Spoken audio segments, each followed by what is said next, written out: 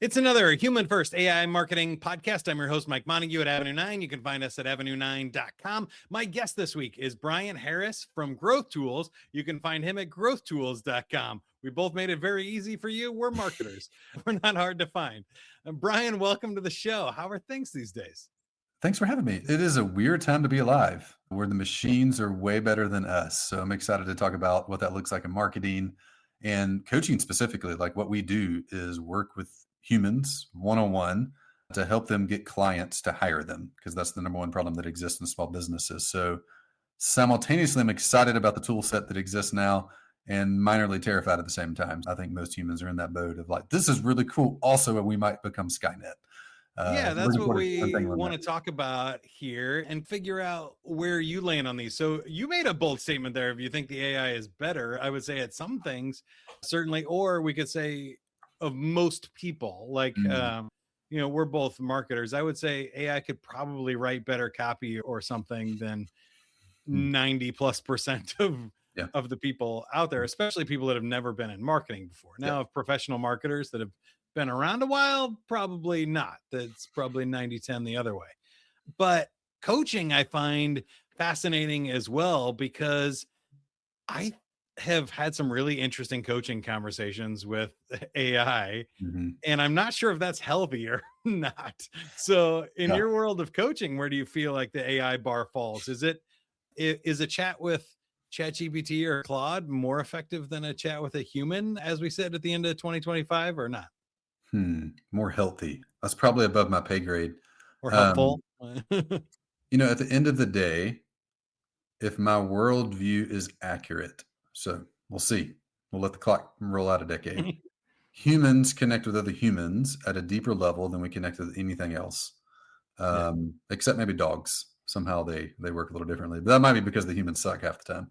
And if that's true, then in-person interaction and equivalence will increase in value, literally and metaphorically, as AI proliferates more and more. I think social media has played that out to some degree. Yep. Even digitalized conversations between people is not the same. Like, I found this interesting. Western Europe, so the UK, was, somebody here listening to this will know more of the exact details than me, but it was the most Christian nation ever. The most churches, most humans going to church. And church is just social fabric wise, one of the best measurements of community and the glueness of community just throughout all of human history.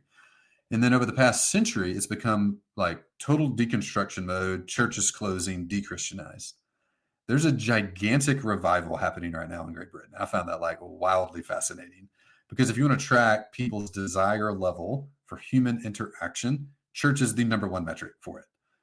So that's just like fascinating to me that people are flocking to the most historically rooted form of community that exists right now in a time.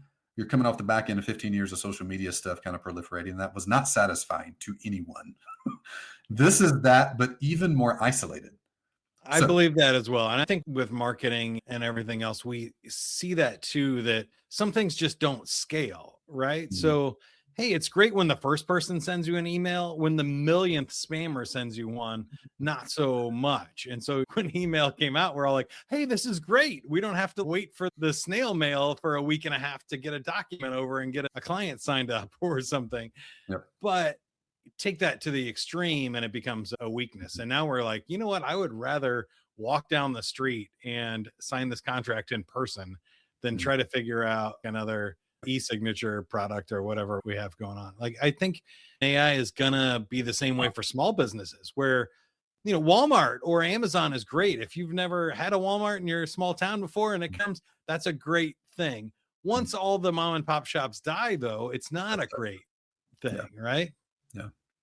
Yeah. So at the end of the day, like with coaching specifically and one-on-one interactions, like, where are you going to go naturally? Just your human instinct. Where are you going to go when your wife says she wants to get divorced? Where are you going to go whenever there's no money left in the bank account? Where are you going to go when your kid gets addicted to fentanyl or drugs of some sort? Are you going to AI? Like, probably you will consult it on some level, but are you going to trust it with your marriage, your kids, your finances, your spiritual life, whatever? Are you going to trust it with that? Really? You will take advice from it, but I am highly skeptical that the value of inhuman interaction goes down as the proliferation of AI goes up. So back to the coaching conversation, people hire coaches because they need help from someone who has experience in the area that they want to walk through. They've entered a challenging part of life in some area, depending on what type of coach you are, and you need help doing that thing. And there's a level of relationship and connection that you just have with another human who vulnerably shares their story. Mhm. Even if their calibrated advice is not as good as ChatGPT might give you. I mean, we're all seeing this. Like, it'll just feed you what you want too. I'm sure that'll get tuned and whatnot, and maybe it gets better. I doubt it. It wants me to keep engaging with it. So very quickly, it becomes highly biased to just telling me what I want to hear. And in coaching, Well, that's that's what I was going to ask you about. I feel like a good coach will challenge you, oh yeah, and totally. the confirmation bias in AI right now is horrible. If you can ask it the same question, go the next day and say, "Would you say that the opposite is true?" And it'll say, "Yep, here's all the reasons why," And and the just key, completely like changes the story. interrelationally, the reason a challenge works from a coach is because there is a relationship to draw off of. So Mhm. I won't listen to ChatGPT's challenge most of the time because I have no actual relationship with ChatGPT. But this morning, I had to challenge a friend, like very directly and acutely. It was very uncomfortable. It needed to happen. I'm pretty sure it was the right time. My words weren't perfect, but they were pretty good. And he received it because we've been in like daily community together for 2 years doing real life together. And even then, he mostly didn't hear me. So would he have listened to ChatGPT's critique? Not effectually. So coaching, because the number one optimization point with a coach is relationship with a human. Because if you have strong connection, when it comes time to tell them the hard to hear thing, they will listen. But what's the last hard piece of feedback that your day was ruined over that ChatGPT gave you? Never. Maybe it gets there. Maybe that would be a very sad day if it got to that point. But still, even then, it doesn't beat human connection. Nothing does. Yeah. So I think that transitions us over to the growth tools, and we can go one of two ways. I'll let you pick. It's a choose your own ending podcast today. We can either talk about how AI is working in coaching businesses and the growth tools, or we can switch to like, how do we increase the human conversations, Mm. and is there any place for AI Yeah. in the Yeah, growth so tools? one way it's helped us a ton in actual coaching is help us do some of the more repetitive things more effectively and efficient so we can help more people. It's Yeah. fantastic. It's been fantastic there. And we're barely scratching the surface. What it can't do is replace an actual coach. It's actually impossible to do that. It might give you advice, but you're never going to be follow you're never going to follow AI really. You just won't, not as compared to a human. So with us, it's allowed our coaches to be more effective and efficient with each person. So the number one problem that exists in all small businesses, brick and mortar and online across the board, is client acquisition. It's the hardest problem. So if you talk to, now people might say profit or revenue or whatever, but all they're saying is I need people to hire me or buy my thing that aren't hired by me right now. And what we've realized over a decade or so of coaching people in this specific topic is the first problem with that is having an offer that's good. Meaning, when you say the words out loud to describe what it is you do, your ideal prospects lean in and throw their wallets at you, or the opposite. And most people are the opposite. They ramble on and on and on and on, and nobody knows what they're talking about. Even me, who like have a lot of these conversations, I'm like, I can't figure out what you do, and I've been listening for 20 minutes. So the offer, so it's equivalent to like you can chop down a tree with a dull axe. You just have to try a lot harder and work a lot longer, but you'll eventually get it. That's most people's offer. I'm using this as an example. So when we work with a Yeah. client, the very first thing we have to do is make their offer suck a lot less. Like, let's get it as sharp as possible. And then you have to swing the axe the fewest amount of times possible to chop the tree down to get clients to hire you. So there's a Do you very find specific AI process. helpful in that process, or is that a coaching process for you? Yeah, so there's a very specific process we've learned to do that over the years, but it's probably 80% art, 20% science. Mhm. And so we've deployed AI in that specific spot. So a coach's average time prior to using AI to assist in applying our framework was about 3 hours per client. Now it's about 10 minutes. Wow. It took a really good framework and distilled it down to a much more efficient process. And now you're able to get to the point way quicker with it. So with those type of applications where there's a proven framework, applying that in one-on-one situations to scenarios, like it's been fantastic. Well, like another example, our number one method for getting people to know you exist to hire you is borrowing other people's audiences. We call it BOPA. But finding the audiences to borrow is a bit of a sticking point. But we have a really good framework for it, but you got to like elbow grease a good bit. Now we use AI in that spot, and you can find 50 people in 30 minutes and even write the emails to send to them to get them to say yes, like a pretty efficient process now. I think those are all really great examples. You gave 3 of them there. One I use a ton when I do marketing for my clients is let me just interview the founder, the top salesperson, the best client. If we collect these conversations, AI is really great at distilling that down to what is this offer? What are people really buying? Why is this important? Especially if you have like enough data and context to feed it. It's pretty bad at guessing if you just go in and say, hey, write me an offer for my business. I do this. But if you spend some time with a coach or somebody that knows how to ask you the right questions, really powerful stuff. Yeah. The deep research too. I think it's all in the execution. The how can be bad if you just say, hey, go find me 10 podcasts to be on. It's going to pick Joe Rogan, Mel Robbins, and people like that. And you go, great. If I could get on there, I would have. You've been on Entrepreneurs on Fire, though, with John Lee Dumas. So that's fun.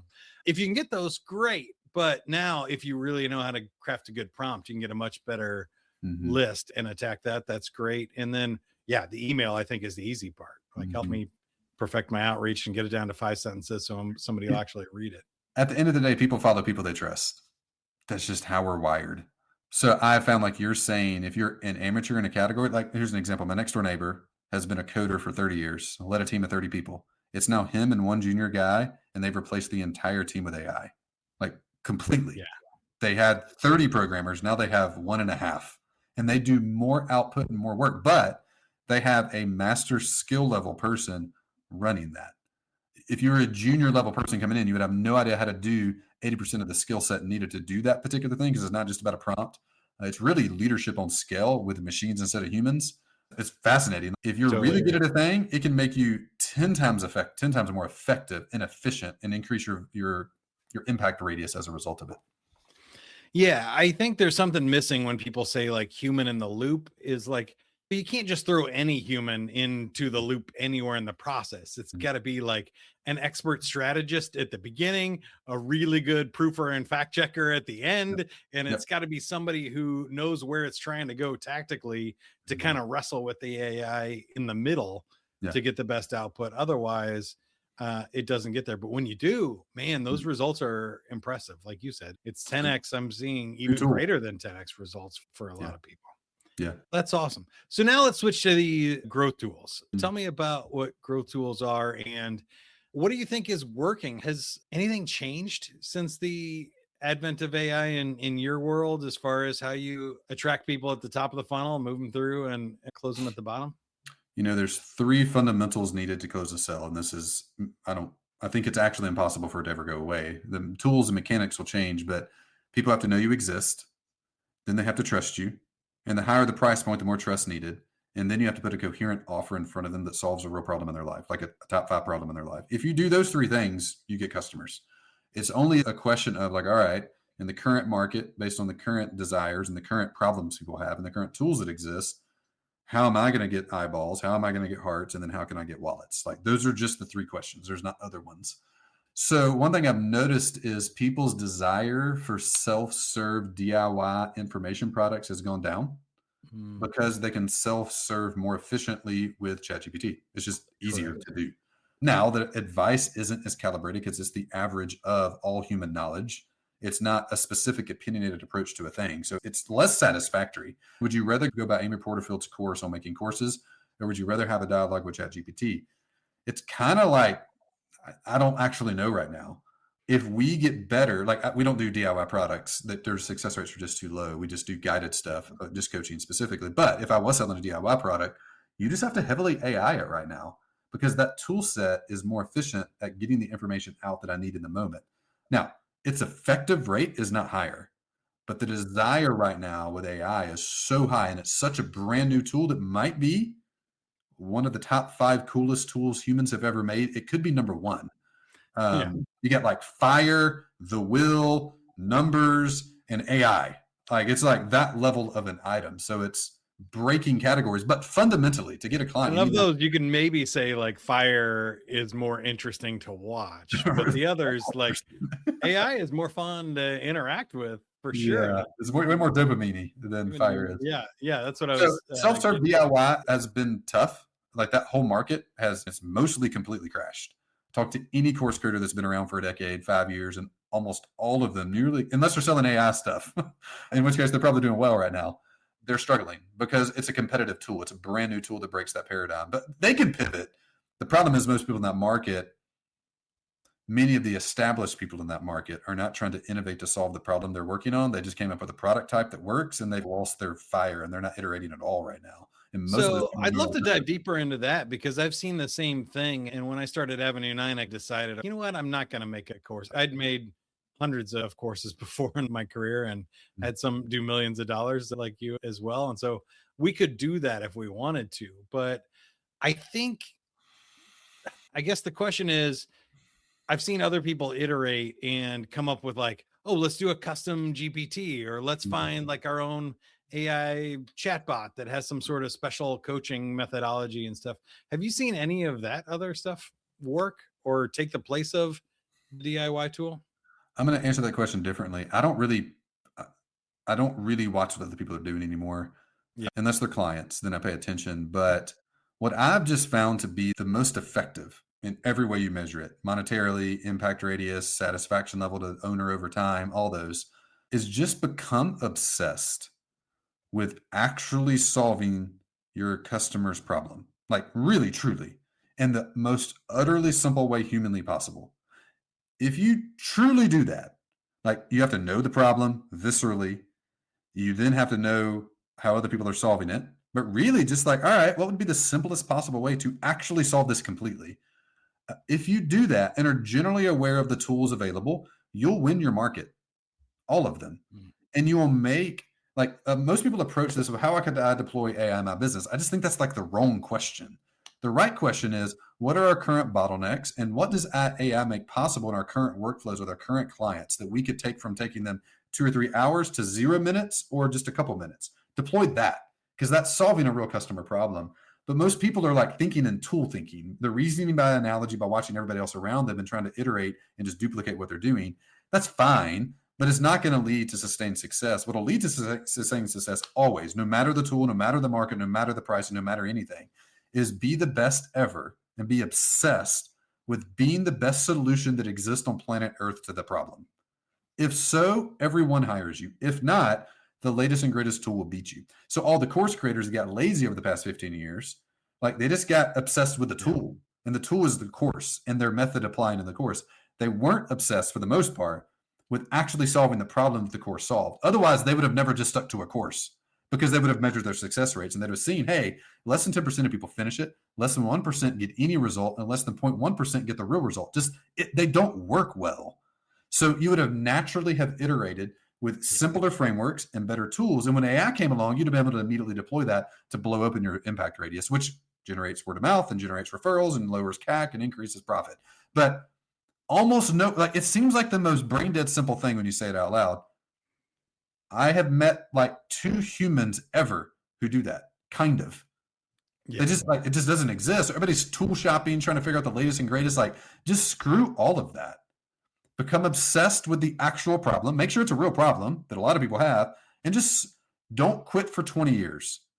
Like, I think the greatest entrepreneur question, I don't even know who said it now, but I wrote it down, is like, what's a problem so interesting you would gladly bet the next 20 years of your life on solving it completely for the human race? What's that? Yeah. And just go do it and just don't give up and assume the first 10 years you're going to suck at all of it. But about the 12, 15, 20-year mark, you're going to start getting good at it and you'll like legitimately have an amazing success rates. Word of mouth increases, CAC goes down, profit goes up, and the whole business runs well. To me, that's about the only question that's interesting. Now, how does AI fit into that? I don't know. What are your processes? What's your framework? How could you make that more efficient? How could you make it more magical? There's all kind of cool ways to do that because it's such a different category of tool.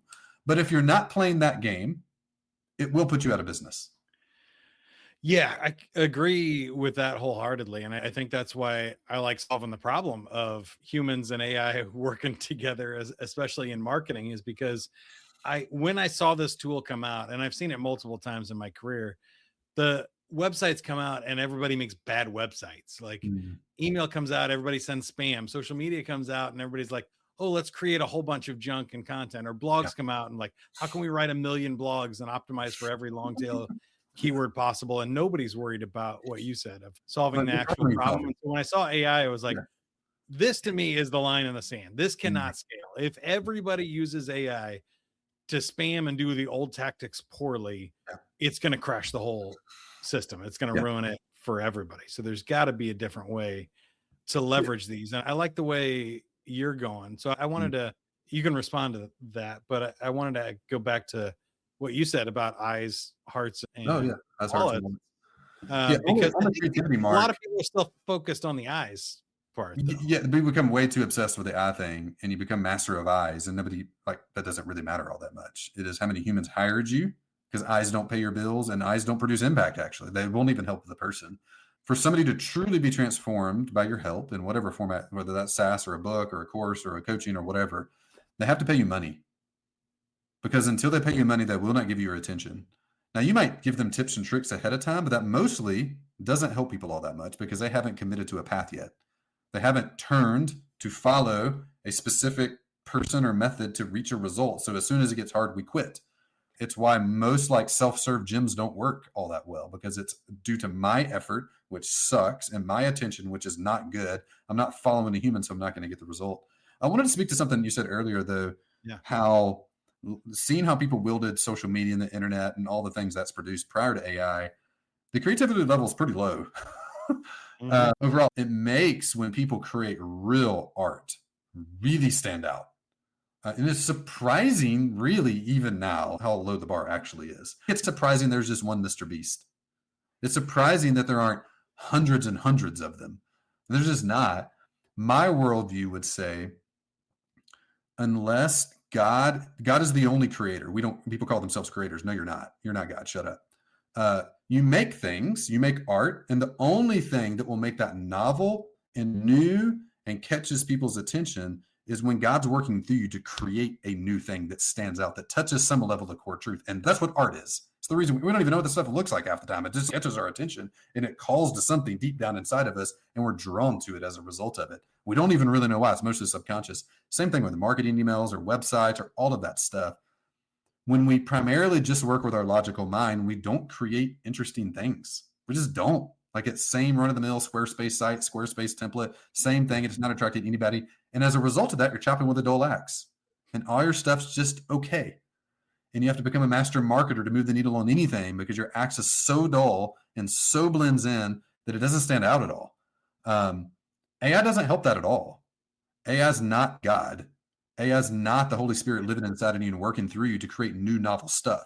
He will do that, and that'll catch people's attention, and that creates actual art that stands But out. that's and what I'm shocks most people. excited about, is I Yeah. think you can use AI to do that, though. I am excited. We're just starting to see it. I know some brands are working on like the Super Bowl commercials with AI and stuff, but this is a powerful creation. I guess I'll say maker tool for you, but a tool to make I get what people whatever say you about it. want to make in your imagination now. That before, individual, let's say a really creative high school senior wanted to go shoot a movie, they could figure it out. Some people have and become famous for that. But like you said, there's one of them, like a Mr. Beast. Now, okay, that barrier, anybody can make anything Mhm. with AI. What are you going to make? How are you going to Mhm. find that inspiration? How are you Yeah, going to do something that's that exciting. that stands out Go and do makes it. it Like, exciting? go That's turn the fun. idea in your head into a thing. Please don't copy anybody. Just go take a walk. Think of the most amazing thing you can think of and go make it. Go make that. Yeah. That'd be great. Yeah. And Now, then, yeah. So in our business, you asked about how we use it in growth tools. Like, yeah. at the end of the day, if you're running a for-profit business, you have to have an offer for someone. You got to have a product or service you're selling. It has to be compelling and solve a real problem. Using your imagination to understand the problem that people have. Ideally, it's one you've had yourself, so you deeply experientially know it already, and give people the simplest solution that's ever existed to solve that problem. If you become obsessed on that, you will never have a sales or marketing problem. Apply the imagination, apply the AI tools to it, but apply it to a calibrated thing. And man, like, magic happens there. Yeah, and I wanted to talk to you about the wallet part too, because I saw a couple of things online from you that I think will lead this to an interesting discussion.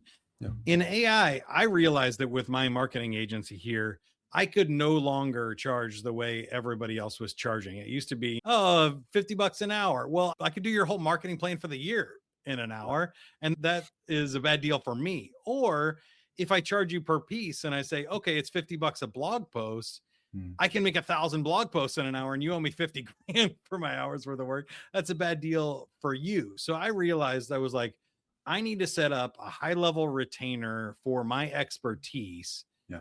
And then we'll make whatever we need to make. If we need to work on strategy and dig into something hard or go learn a tool or something, we'll do that. And that's more valuable than cranking out 100 blog posts. If we need to make 52 emails for a year-long drip sequence, we can do that too. Let's spend a day doing that.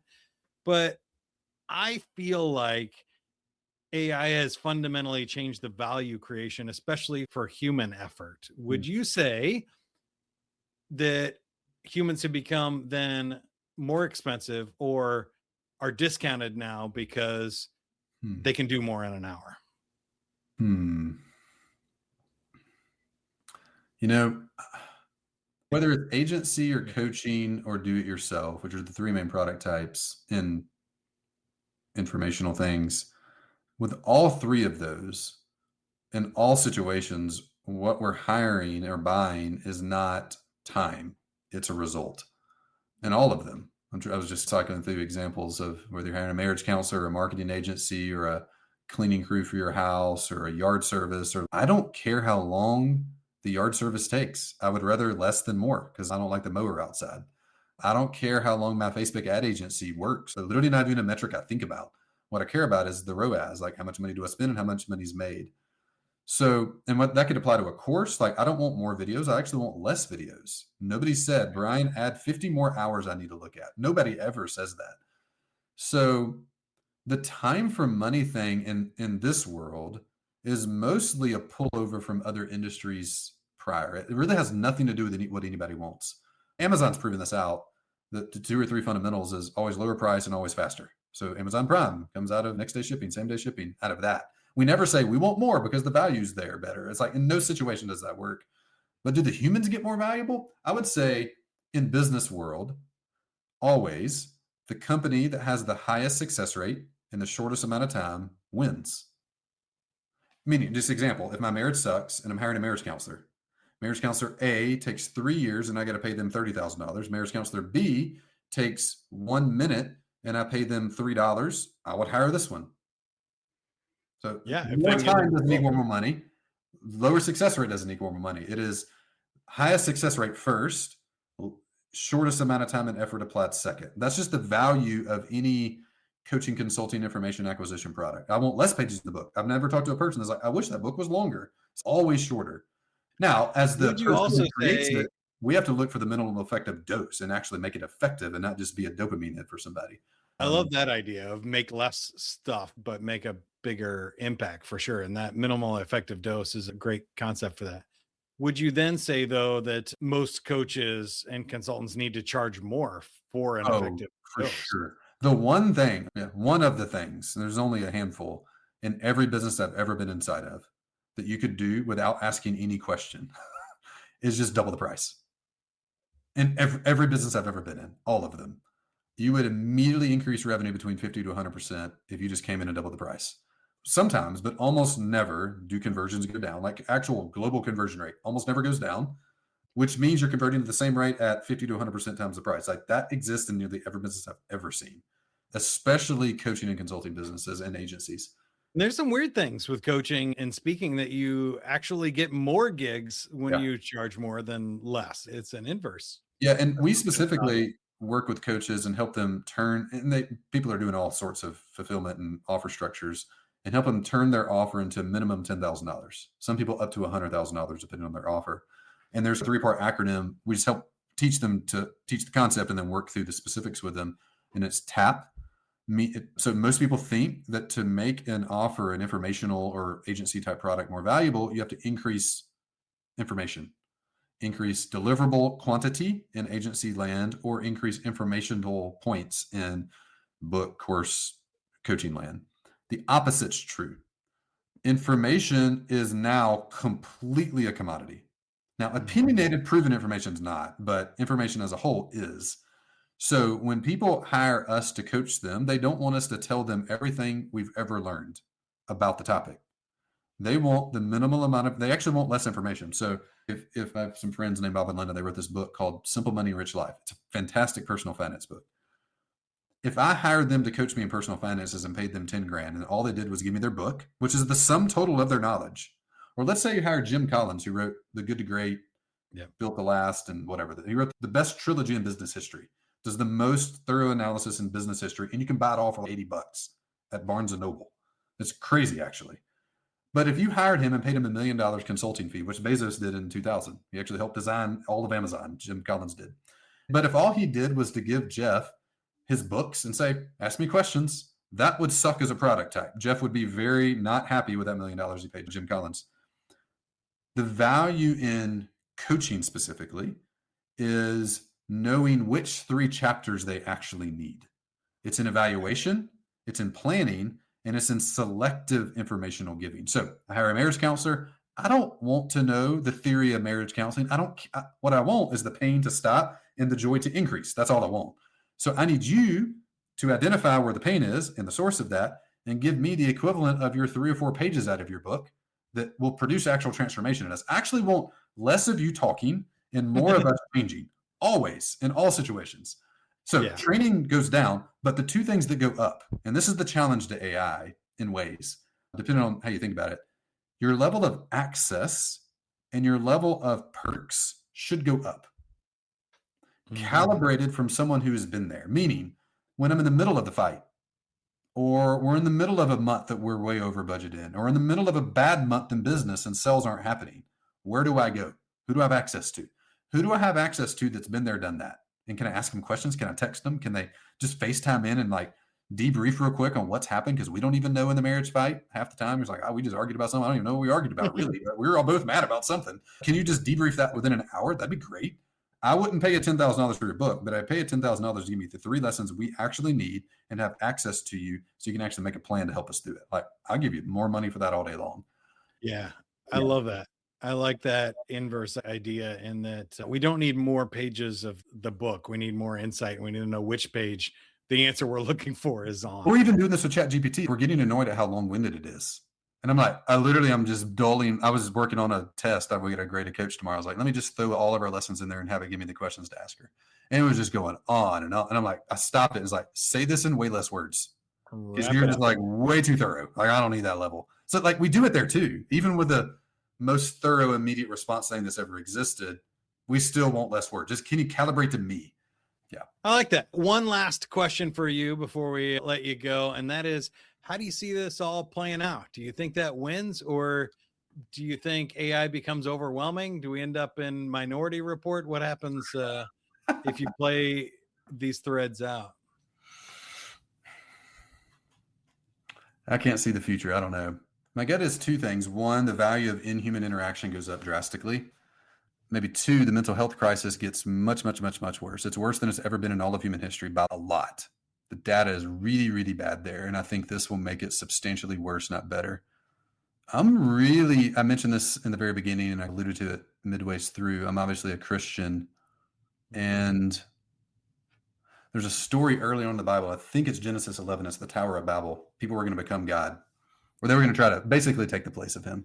This is scratching that itch of like, we're accumulating at the end of the day all the sum total of all cataloged human wisdom and querying it daily as a species. That's kind of wild, just to say out loud. That's what AI is.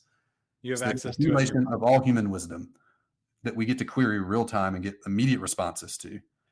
And the value of those who know and practice working outside of that container, I think, goes up as well. So practically what that looks like is a core, I know this will make some people uncomfortable, but just challenge y'all in some areas. The core supposition of the Bible story is that you can talk to God. It's kind of crazy. Most people aren't comfortable with the topic, but just like you can go to ChatGPT and get an answer of all human knowledge, you can also do that with God. It increases the value of people that do that drastically.